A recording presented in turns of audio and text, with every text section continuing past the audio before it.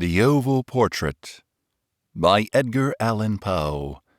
Narrated by Christopher Reedes.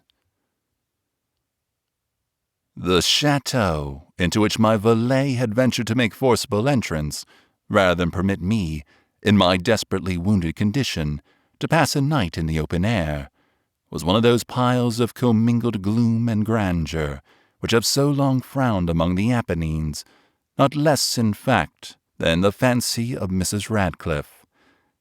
To all appearance, it had been temporarily and very lately abandoned. We established ourselves in one of the smallest and least sumptuously furnished apartments. It lay in a remote turret of the building. Its decorations were rich, yet tattered and antique. Its walls were hung with tapestry and bedecked with manifold and multiform armorial trophies, together with an unusually great number of very spirited modern paintings in frames of rich golden arabesque. In these paintings, which depended from the walls not only in their main surfaces, but in very many nooks which the bizarre architecture of the chateau rendered necessary, in these paintings my incipient delirium, perhaps, had caused me to take deep interest, so that I bade Pedro to close the heavy shutters of the room, since it was already night, to light the tongues of a tall candelabrum which stood by the head of my bed, and to throw open far and wide the fringed curtains of black velvet which enveloped the bed itself. I wished all this done, that I might resign myself, if not to sleep, at least alternately to the contemplation of these pictures, and the perusal of a small volume which had been found upon the pillow, and which purported to criticize and describe them. Long I read, and devotedly I gazed. Rapidly and gloriously the hours flew by, and the deep midnight came. The position of the candelabrum displeased me, and outreaching my hand with difficulty, rather than disturb my slumbering valet, I placed it so as to throw its rays more fully upon the book. But the action produced an effect altogether unanticipated.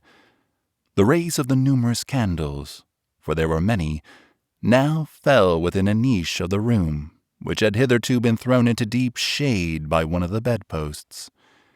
I thus saw in vivid light a picture all unnoticed before. It was the portrait of a young girl, just ripening into womanhood. I glanced at the painting hurriedly, and then closed my eyes. Why I did this was not at first apparent even to my own perception, but while my lids remained thus shut, I ran over in my mind my reason for so shutting them.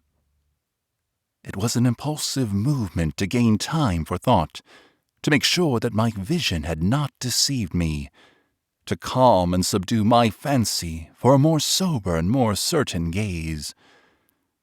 In a very few moments, I again looked fixedly at the painting. That I now saw aright, I could not and would not doubt, for the first flashing of the candles upon that canvas had seemed to dissipate the dreamy stupor which was stealing over my senses, and to startle me at once into waking life. The portrait, I have already said, was that of a young girl. It was a mere head and shoulders, done in what is technically termed a vignette manner, much in the style of the favorite heads of Sully. The arms, the bosom, and even the ends of the radiant hair melted imperceptibly into the vague, yet deep shadow which formed the background of the whole. The frame was oval, richly gilded and filigreed in moresque. As a thing of art, nothing could be more admirable than the painting itself. But it could have been neither the execution of the work, nor the immortal beauty of the countenance, which had so suddenly and so vehemently moved me.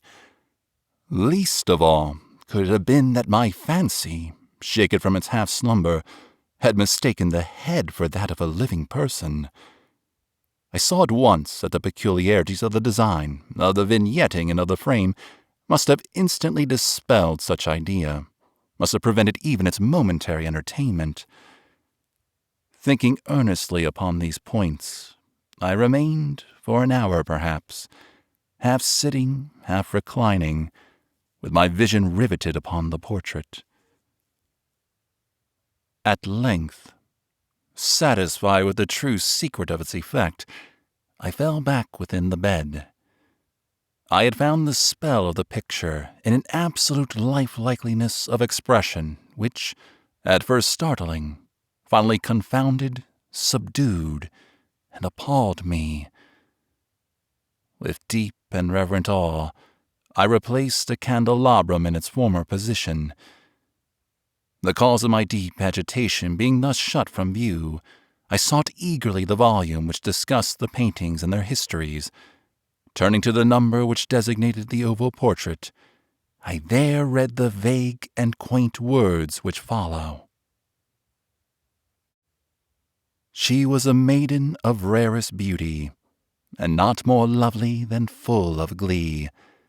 And evil was the hour when she saw and loved and wedded the painter.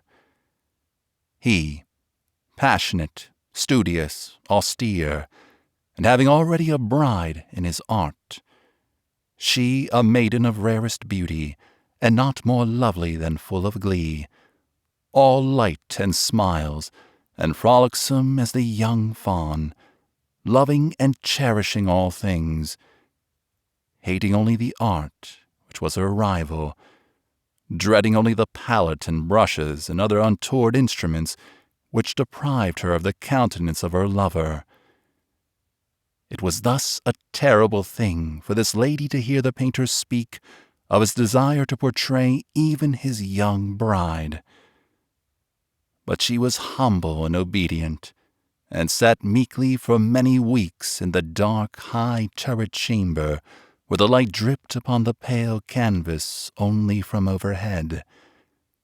But he, the painter, took glory in his work, which went on from hour to hour and from day to day, and he was a passionate and wild and moody man who became lost in reveries, so that he would not see that the light which fell so ghastly in that lone turret withered the health and the spirits of his bride, who pined visibly to all but him.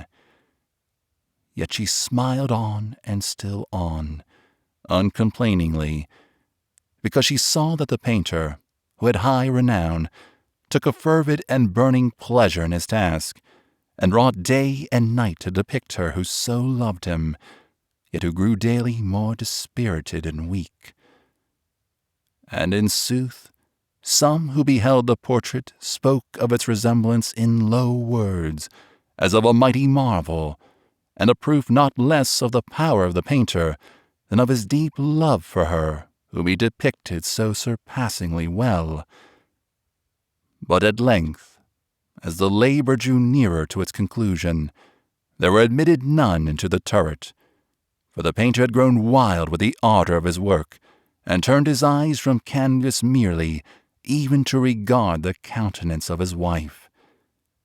And he would not see that the tints which he spread upon the canvas were drawn from the cheeks of her who sate beside him.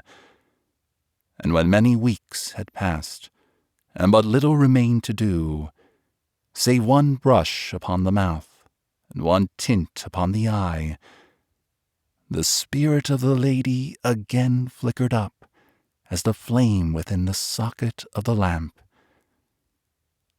And then the brush was given, and then the tint was placed, and, for one moment, the painter stood entranced before the work which he had wrought. But in the next, while he yet gazed, he grew tremulous and very pallid, and aghast, and crying with a loud voice, "This is indeed life itself!" turned suddenly to regard his beloved. She was dead.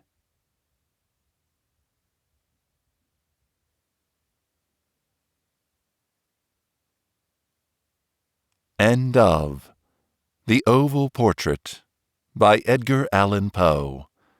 Narrated by Christopher Reeds.